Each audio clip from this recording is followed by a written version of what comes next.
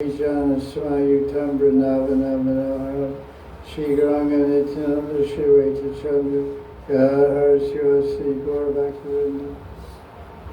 It's too loud. So, this is Sunday Satsang, September 21st, 2025. And we start our class with readings, special points from Bhakti Sandarbha by Sri Jiva Goswami, translated by, I think, Gopal. Oh no, translated, right. Okay. Welcome. Okay, that's right. So the book has been translated and beautifully commented by Sri Satyanarayana Das Babaji Maharaj, and this edition of Bhakti Sandarbha is published by Jiva Institute for Vrindavan. So we're reading from this book. So this is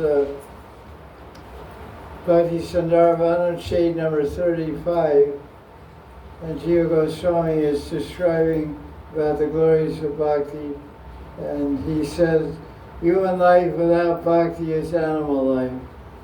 So to support his point of this Anucheta, of this section, he quotes the Bhagavatam, Shaunaka Rishi, the famous verse that Prabhupada quoted quite a lot in his preaching, from 2nd Canto, chapter 3, verse 19. Swa vidra hostra karai samastuta purusha pashu na yat karna pato peto jatu namakadagada.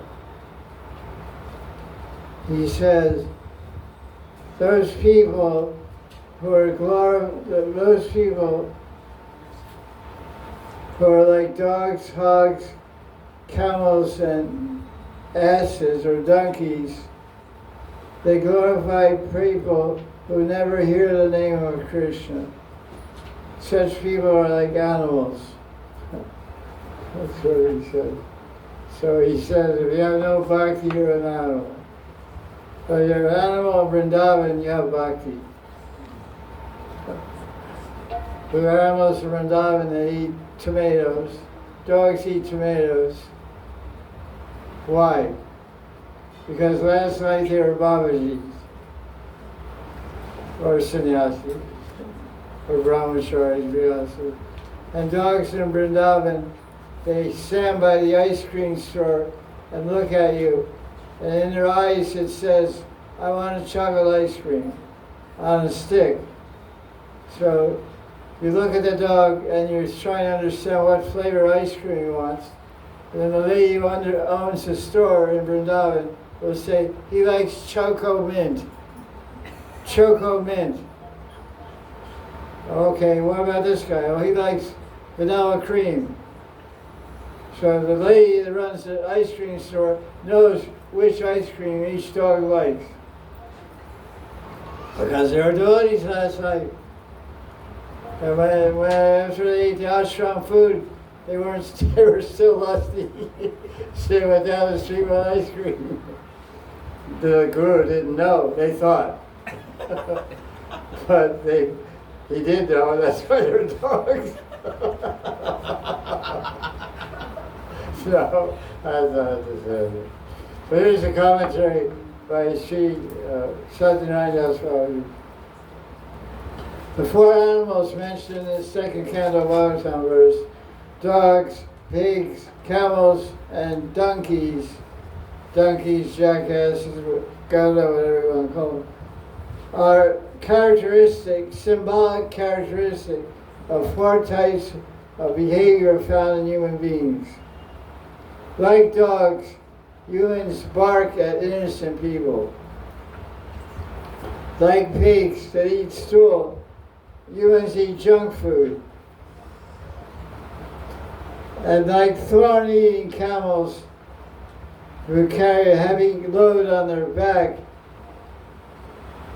for a little grass, eat thorns of trees, or like men that are kicked by their wives for a little intimacy.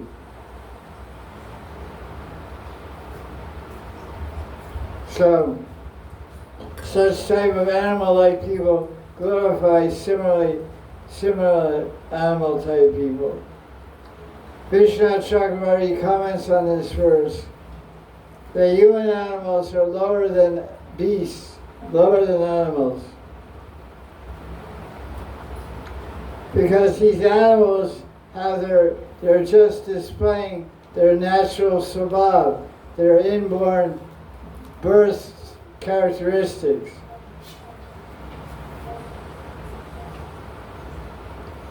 But human beings are worse than animals because they transgress the Shastra rules, behave like animals. Animals are only carrying out their nature. But the human animal who acts like an animal will become degraded because human beings are meant for liberation. Dharma, art, kama, and moksha, not to just live like animals, eat, drink, and be merry.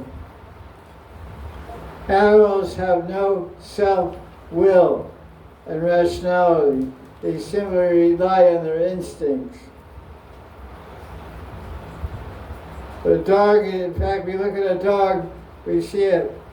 A dog is, although greedy for food, the dog is faithful to its master. This is not the case in a human animal. So dogs are better than humans.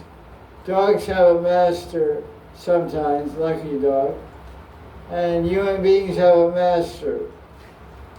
The boss, or the master of the wife is the husband, you can say, or the teacher is the master of the students. But the human animals are often not faithful and loyal to their masters. He goes on, explains all this stuff. Anyway, we'll go to the next one.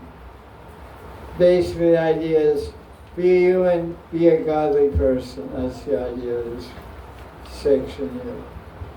Don't be like an animal. And bhakti is, although mostly animals can't practice bhakti, but all the animals in Vrindavan are big bhaktas, big devotees. Well, I was living around Damodar Mandir in 1990, which is like ancient history for you guys. You weren't even born. You're hardly born. Ancient history.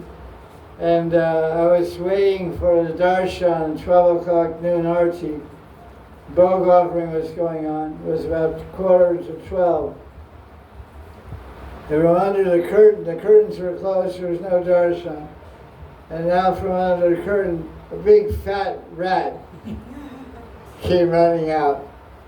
And Vijay was standing there waiting to start arti. I said, "Who's that?" He said, "He's a Baro Bhakta." Baro is Bengali, means big. Baro means big. Baro Mandir. Baro Bhakta. He's a big devotee. I said, "How come? How do you say that?" He said, he stunts with God every day. He eats lunch directly with God every day. Do you do that? No, I don't do that. I can't do that. So he's a big devotee. You're a little devotee. I said, okay. Giant mouse. Giant rat. I saw that guy was pretty famous, that rat. So in other days, I was there, and there were some people waiting for arti. And I saw the rat again, second darshan. And I looked at one of the devotees waiting for darshan, and the look on my face was like, "What do you think of that?" Right? And he looked at me, and he said, "It's Ganesh." He said, "It's very auspicious. It means Ganesh is here." I said, "Oh." It looks like a rat. I said, "How is Ganesh?" He said, "Look, Ganesh's carrier is a rat. His car is a rat. So if the rat is there, Ganesh is there. Ganesh is there. You put them both together, it's real suspicious to see rat. And, okay, good. This guy is got it covered. This rat's either Ganesh, Kar Ganesh, or he's, a big bhakta. So that's predominant animals. They're special. But don't act like an animal predominant. Or you may become a camel, ass, dog, monkey, pig, etc. One time Prabhupada was asked in Vrindavan temple, he said, how come there's so many pigs here in Vrindavan? I don't mean fat human beings. Real pigs, And Prabhupada said, and there was somebody who was the temple commander for the Vrindavan temple. And he said, there's so many pigs in Vrindavan. First Prabhupada said, how many temples are there in Vrindavan? Every house is a temple. And so he said, well, I heard there's 5,000 temples. Every house is a temple. So Prabhupada said, exactly. So 5,000, maybe there's 10,000 temples in Vrindavan. So every temple has a temple commander. And every temple commander, it doesn't keep his temple clean. He comes back as pig. A pig, so he can clean Vrindavan. So the temple commander was quiet. So if you have the job of temple commander, be careful. You may become a pig. In Vrindavan. That's a good news. So now there's talking about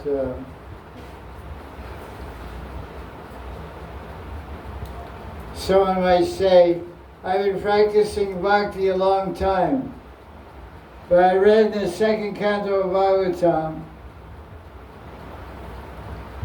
that if you're chanting Hare Krishna, Maha Mantra, and you don't have tears in your eyes, it's because you're making offenses. So I wonder, I've been chanting for 10 years and there's no tears coming in my eyes. So what does that mean? That means I'm an offender? Maybe. Good chance. So therefore we should be very careful about that. So Vishwanath Chakravarti comments, the heart of a devotee doesn't melt because of the influence of offenses. Because a melted heart means a heart that's full of Bhakti Bhav. Bhakti Bhav will produce symptoms of ecstasy, romancha kampa ashru, some trembling, some crying, some hair standing on. This is the result of pure Bhakti influencing the mind and heart and the prana of the human body. So if we examine closely, all offenses to the holy name can be explained as specific forms of vimukkhita. Mukh means face, mouth, mukh. Mukh means face or mouth. And vimukh means face away, face looking away. Sammukh means face looking towards. So samukha means that your mouth is your face and attention is focused on God. Samukhita. So bhakti bhajan and the practice of 9 minutes of bhakti are means and ways to turn the attention and face towards Krishna. So if we're doing that, then we'll avoid offenses, then our heart will melt, and we'll experience the true effect of chanting Hare Krishna. But he says, Vishnu says, there's some lack of attention on Krishna, lack of attachment to Krishna. So we're looking at Krishna a little bit, we're also looking towards Maya a lot. And that causes us, inwardly, we're looking at Maya, and that causes us to make offenses. The name of Krishna is Krishna. And Krishna is the embodiment, personification of love. But offenses make the heart hard. Hard. And the heart contracts, becomes hard like a rock by that offensive attitude and mentality.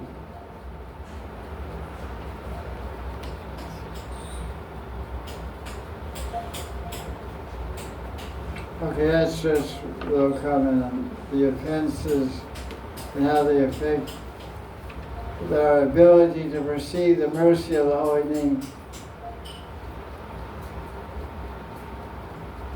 Basically, the whole Bhakti Sandarbha as a book, Jiva Goswami quotes different conversations in the Bhagavatam. Because the Bhagavatam is a series of conversations between gurus and shishas. The first guru is Brahma. The first guru is Krishna. The first disciple is Brahma. Brahma's disciple is Narada. Narada's disciple is Vyasa. And then you have Shonaka Rishi. He's the guru of Sutta Goswami. And all these rishis. Then you have Narada Muni, who's the guru of so many people.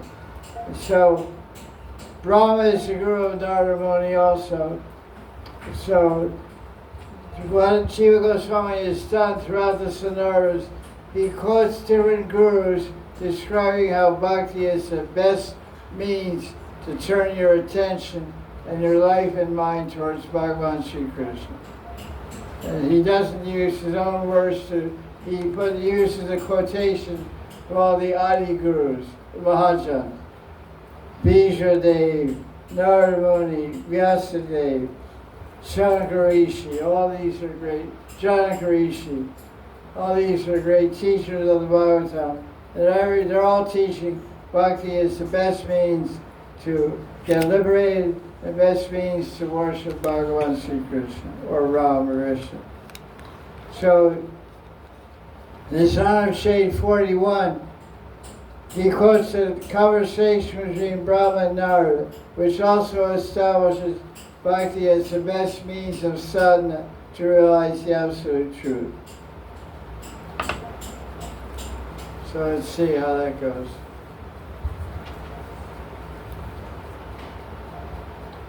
The next text in text Shade 42, he explains that all the Vedas ultimately describe Narayan, the personality of Godhead. Although there's so many vast Vedic literatures, and many times they're talking about Nirvishesh Brahman and the Advaitin viewpoint, the ultimate conclusion of all Upanishads, Mahabharata, Puranas, Itihasas, and everything is Narayan.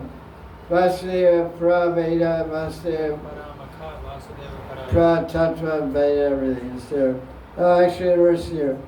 Narayana, Praveda, Deva, Narayana, Angaja, Narayana, Praloka, Narayana, Pramaka, Narayana, Pro, Yogo, Narayana, Pramutapa, Narayana, Pramgyanam, Narayana, Pramgati. In other words, Narayan is the conclusion of yoga. Narayan is the conclusion of gyan. Narayan is the conclusion of meditation and mysticism and cities and the conclusion of bhakti.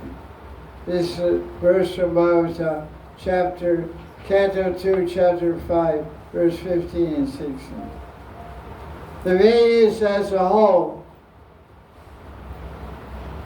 describe Narayan alone is the ultimate object of worship, upasya.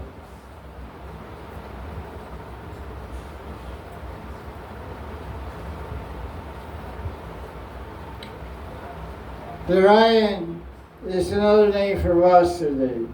Rama specifically uses the name Narayan because that's the one he knows. Because he's born from Vishnu, but he knew him as Narayan. He took his birth from Narayan. This is mentioned in Vishnu Puran. Another name for water is called Nara.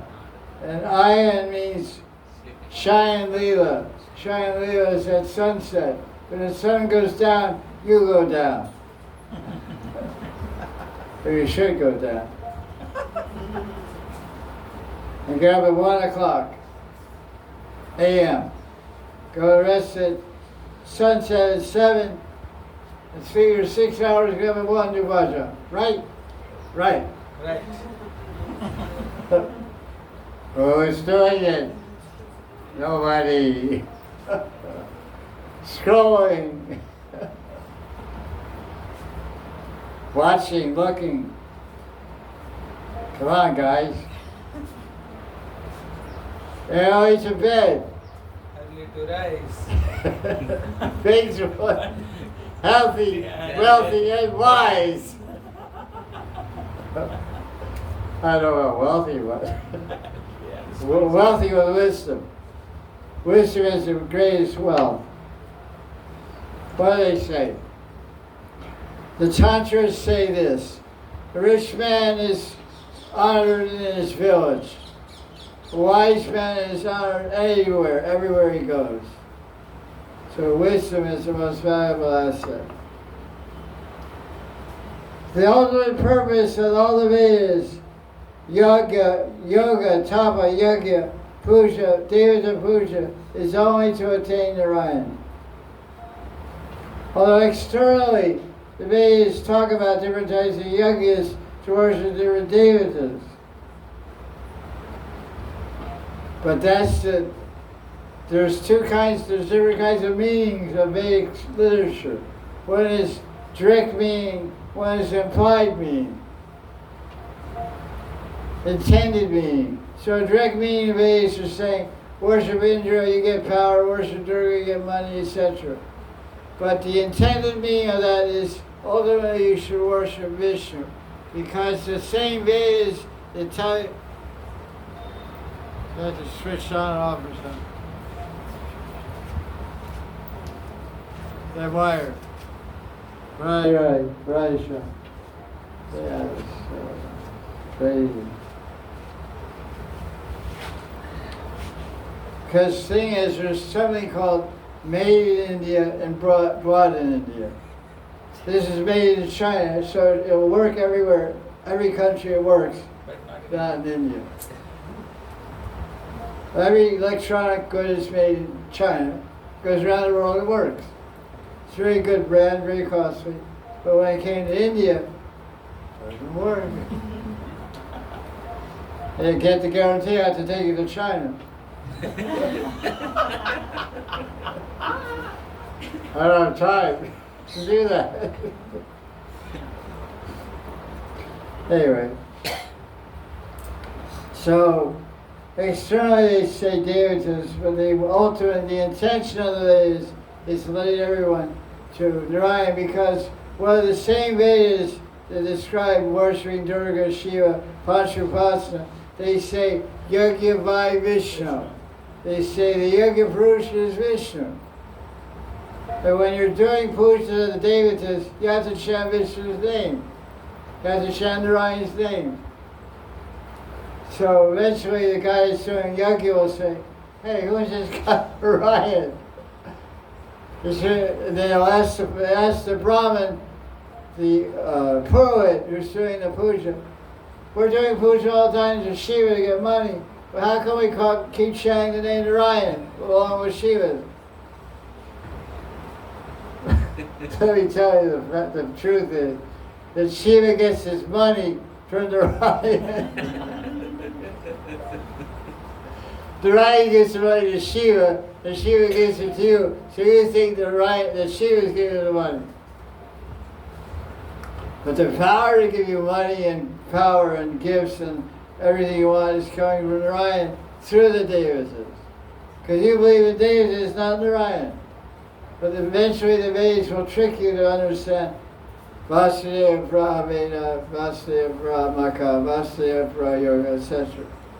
Narayan is the goal. All Vedas aim at Bhagavan, directly or indirectly. That's a very important statement.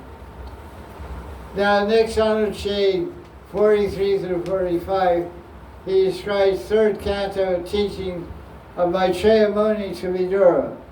Maitreya is the guru and Vidura is the disciple.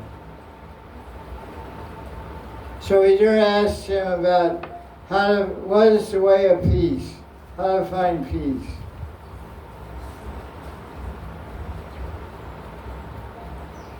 So Vidura, where did Vidura meet Uddhava? Actually, I don't know how many of you guys have been on Vrindavan Parikramā. I've been on Vrindavan Parikramā about 20 years. But last time I went on it, and when I used to go on it for 25, 30 years,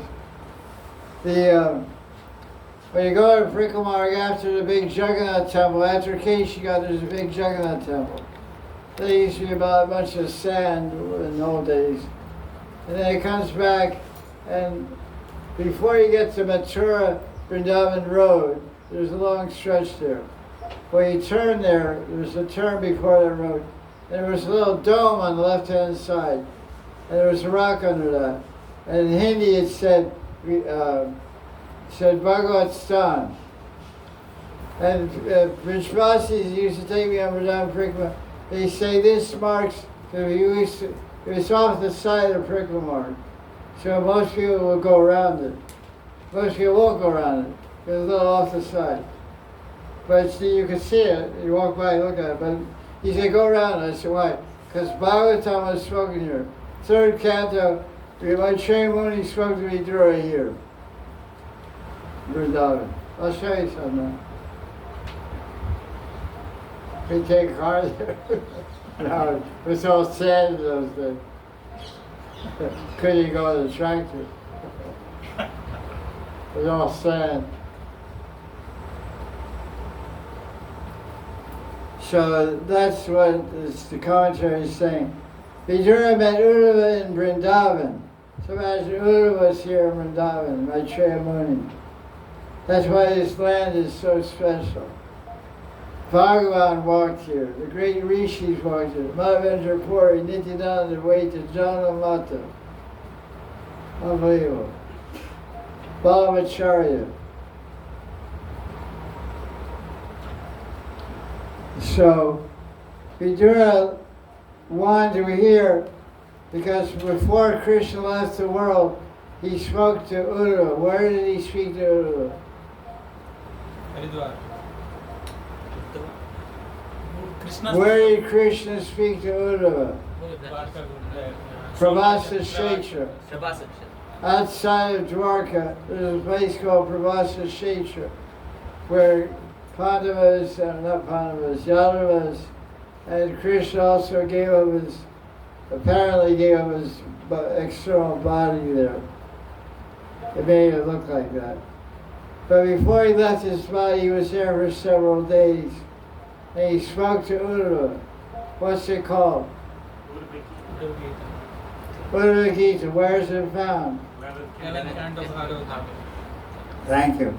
11th canto of Bhagavatam is Krishna's final teachings on Bhagavad Tattva and Bhakti, etc. On the absolute truth, which he gave to Uddhava. He told Uddhava to go to Badarikashram. Go to Badarikashram and enlighten everyone, all the sages there, on my final teachings. So on the way to Badarikashram, he stopped in Vrindavan, because he loves Krishna. And so there he met Maitreya, and he spoke the third canto of Bhagavatam, famous teaching.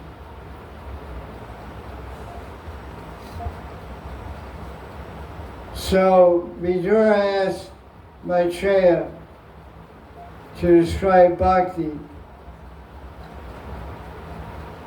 So Maitreya explained, because the question that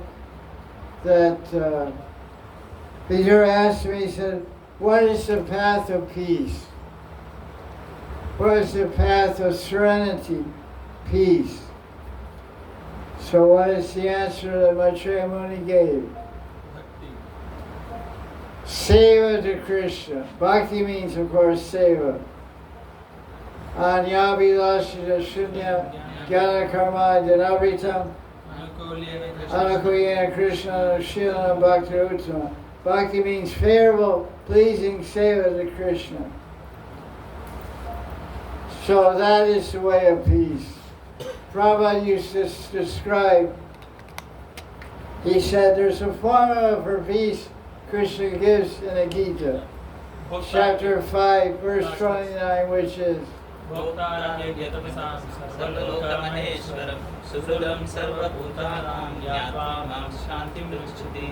the way to be peaceful is to realize that the personality of Godhead, Vishnu, Krishna, Ram, is the supreme enjoyer, supreme controller, supreme maintainer, and friend of every living entity in the universe. And therefore we should love him and serve him, and then we'll be peaceful and happy forever. This is the teaching of 5th chapter of Gita, verse 29. So Krishna explained to Uddhava, which Uddhava mentioned to me, I got confused. Maitreya spoke to Vidura, and Uddhava spoke to Maitreya. That's how it goes. So the answer that Uddhava gave to, that Krishna gave to Uddhava, that Uddhava gave to Maitreya, is what Uddhava says, 11th canto of Bhagavatam, chapter 19, verse 36, Shamo man nishtate buddhe. The sama word, sama means bhakti, is what does it say? Serenity is fixing the intelligence on Krishna. Nishta buddhi. Nishta means fixing the buddhi, intelligence. Man means me. That means peace. Why does our mind get disturbed? Aversion attachments. Yeah, raga. That's Ram Gita. Mind gets disturbed because of like and dislike, attraction and repulsion, rag and dvesh. Rag means I like it, dvesh means I hate it. I like you, I hate you. You're white, I like you. You're black, I hate you. This is the kind of idea that's there in the world, especially today. Much duality, much hatred in the world today, unfortunately. So the way to peace is seva. So we have a new phrase now. Seva is peace.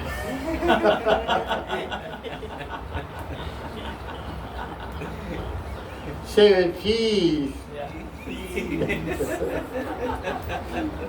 Either way, you have to smile. Yes. Peace. Seva peace. Seva please.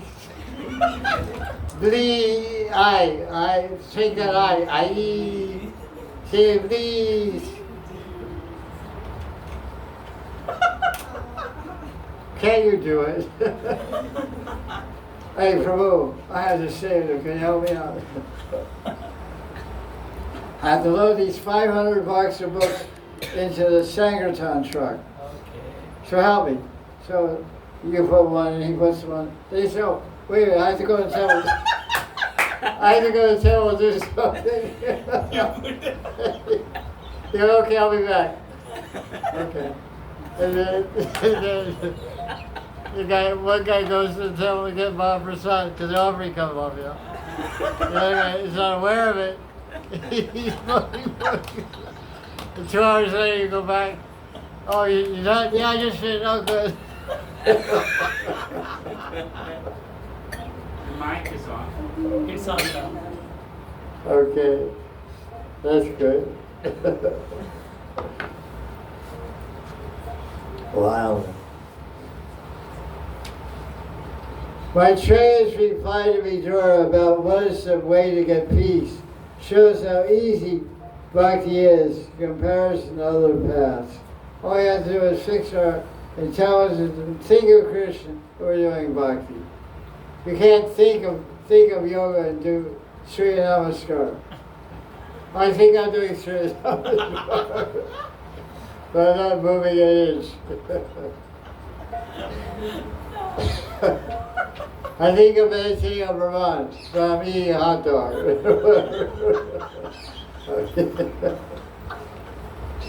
Well, not eat that. It's not very good. Yeah, but bhakti is think of Krishna as bhakti. Well, where does Krishna say that?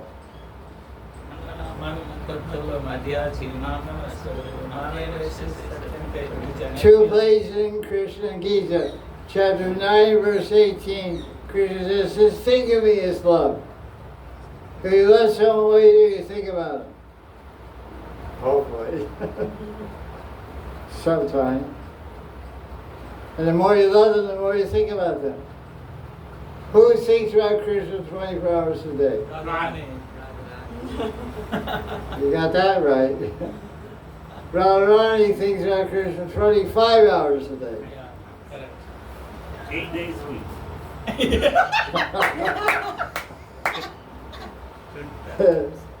Exactly. You took the words right out of my mouth.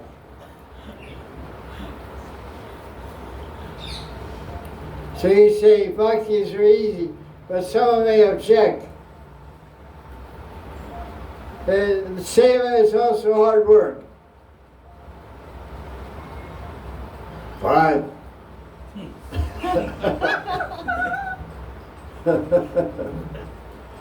The effort of seva is not experienced as hardship, right? Yes. Right, oh yeah, okay. If you say so. When service is rendered out of love, what do we say a mother's service to her baby is? Love, mother's A love. labor of love. Working hard, but I love my baby.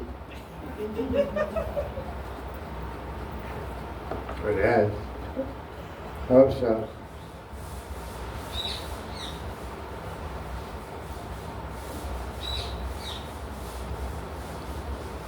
Efforts are bothersome or troublesome if they're not directed towards one you love.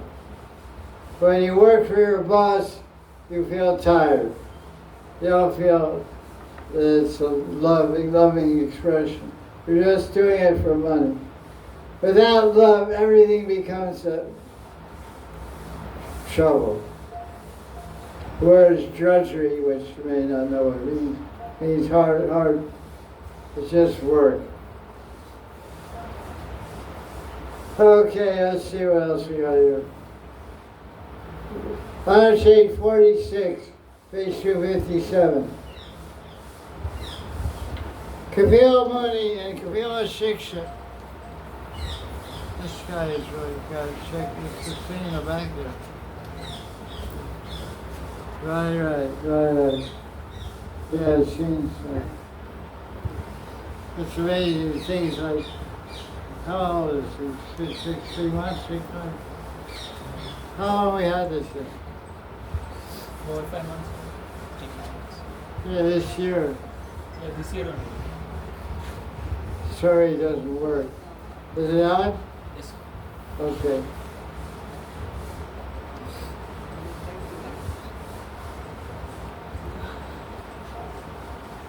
Okay.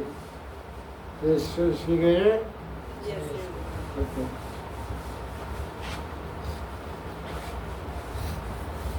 So this honored shade 46 describes how bhakti is the most auspicious path.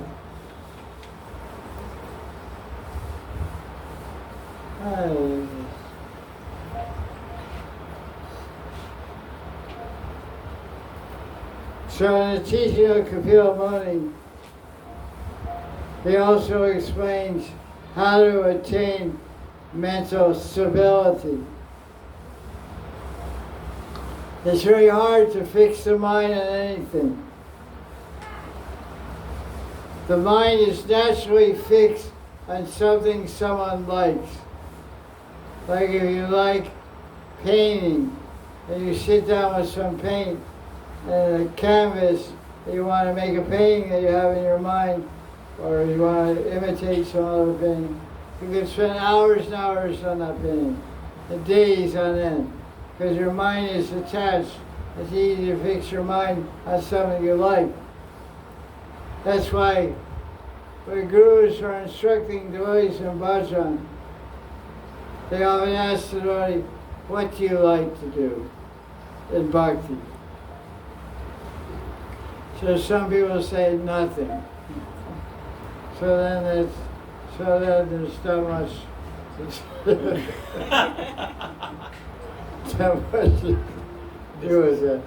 But you say, do you like hearing Shastra more? Do you like reading Shastra? Do you like chanting? Do you like puja? Do you like preaching? What do you like? What attracts your mind? Then they'll say, so the Guru will say, okay, you do this, say, you absorb yourself in this little bhakti. So every disciple should discuss with his Guru what are his interests and deep attraction for bhakti. That way the devotee, the disciple, and the Guru properly develop a method, practice of bhajan, which will fully engage the person's heart. The main thing that has to be engaged is the heart and mind fixing on Krishna. So you can only engage your mind and heart. This thing's on. I feel like I'm not really volume there. Very well. I just strain my voice. Right, Sean. Try the mic. No, the other, no, not the master, that one. Right, Sean. Right. Now it's okay. Thank you. This is important. It's individual. Krishna is individual. Every disciple is individual. There's a general bhajan package which is presented in different institutions and missions, and that's good. But there should be a point at some that's good for beginning. After some time, the disciple will understand where his ruchi lies, where his taste or ruchi lies, and so that should be revealed. That's why we say in Nectar of Instruction, reveal the mind confidentially. Guyam akyati pritsati. Akyati means you should speak what's on your mind, what's your liking, what's your attraction. Like sometimes they say, sometimes people blindly say, oh, you get perfection by chanting 64 rounds a day. That's true. You get perfection. But that's not the only truth. That's not the only way you get perfection. You get perfection by doing puja all day also. You get perfection in anything connected with Krishna that links up your mind and heart continuously. It's called samadhi. It's called bhakti samadhi, where your mind and heart is continually linked to Krishna. Then that's your perfection. You can do that by hearing and chanting japa, by doing kirtan all the time, by speaking harikatha, by writing books and translating books, by producing books, by puja, by preaching, any kind of thing. And there was a devotee of Prabhupada, lived in Vrindavan Temple, Bengali, Vibhu Caitanya. He joined this company, he was about 60 years old. He lived to be about 75. He lived about 15, 20 years in Vrindavan. I knew him personally. He was head cook in the kitchen, only cook it was sometimes. So he would complain to Prabhupada. He said, Prabhupada, I'm cooking from 3 a.m. in the morning because there was no gas in those days. The early days they cooked on coal. So he'd get up at 3 o'clock and get the coal from the coal storage and break it up with a hammer into small pieces and drag it into the kitchen and start the fires, get the fires. But you can't cook on coal because it makes all kinds of smoke. The coal has to become red hot. It has to cook, halfway cooked, make all kinds of smoke, and then you start cooking out of the pots. She wouldn't start cooking until 5 a.m. For 2 hours he's preparing the coals to cook. This is how it started at Krishna Balaram Temple. So he worked from 3 a.m. till 10 p.m. Non-stop, cooking everything. So he went to Prabhupada and said, Prabhupada, I don't have time to chant by 16 rounds. I'm cooking like all day and all night in the kitchen, cleaning, preparing. I'm just by myself, which he was practically. So Prabhupada said, sing while you cook. So he used to sing, not very loudly, because the old man, he was tired of lifting all pots and everything. He used to sing a very, very sweet Hare Krishna tune. Just loud enough you could hear him if you were standing next to him. So I used to do some deity puja sometimes in the early days. I used to go in the kitchen and deliberately take a lot of time making a deity plate so I could stand there and listen to him chant Kirtan. I wouldn't bother. I just stand over there like I was making a plate. It only takes 1 minute. If I say over 10 minutes, I pretend I'm doing something. And I was actually like listening, you know. It was so sweet and so beautiful and so pure. Viva Caitanya. So here's an example of someone who attained perfection by cooking. Rasai Seva, cooking Seva. Didn't chant 1 round of japa. He just chanted, it was always absorbed in Krishna. So a lot of people, they go around waving a flag. I'm chanting 64 rounds, I'm getting perfection. I'm chanting 64 rounds. You're not getting anything but pratishtha. You're just getting pratishtha and you're going to take another birth because of your pratishtha. You're nobody when you're chanting 64 rounds. So you know what you're going to get? You're going to be a mahant of a big temple next life.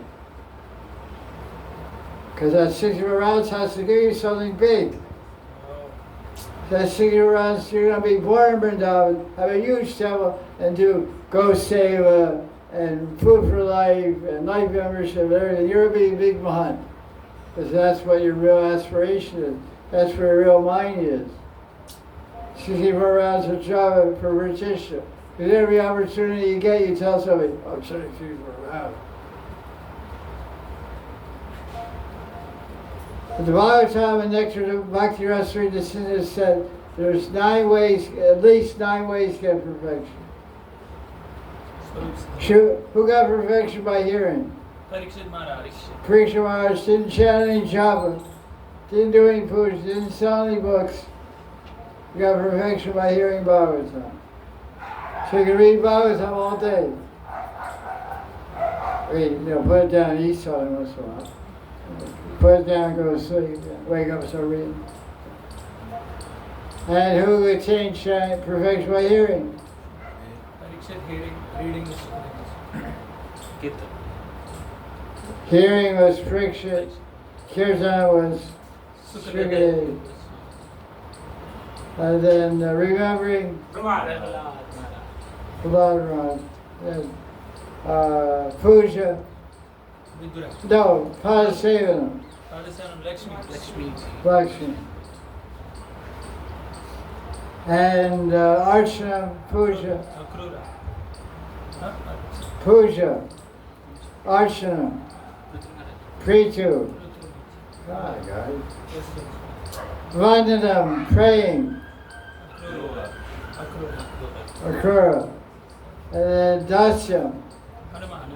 Hanuman, Sakyam, Arjuna, Abhidaveda, surrendering everything.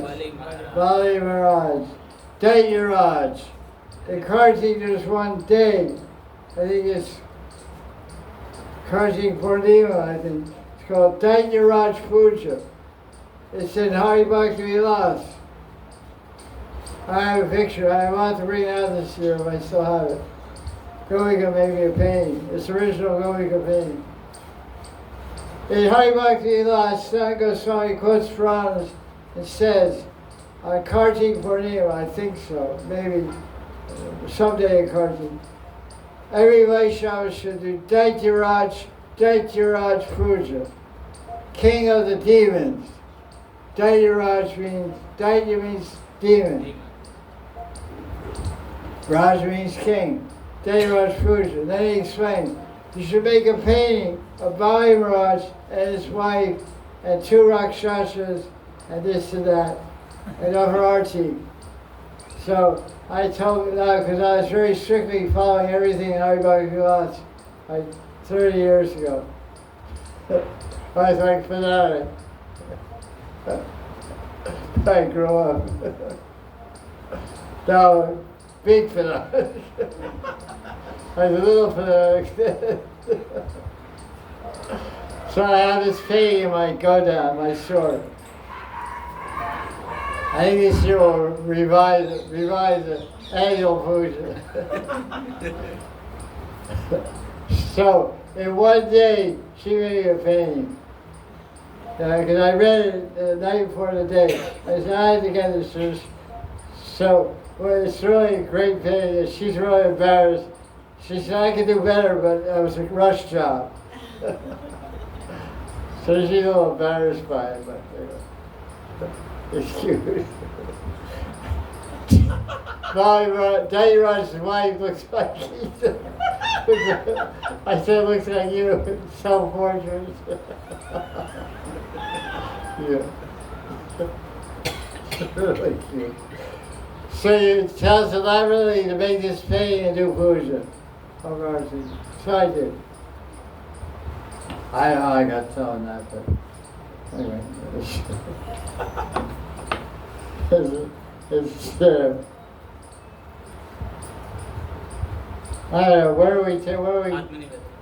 Yeah, Bali Maharaj. Bali Maharaj is got perfection by surrendering everything to Mahanidhi. And Bali Maharaj is Daityaraj. Bali Maharaj Puja and Karti. So, okay, we'll continue there next week. That's on shade 48. So we start on our shade. Whatever. 35 to 48.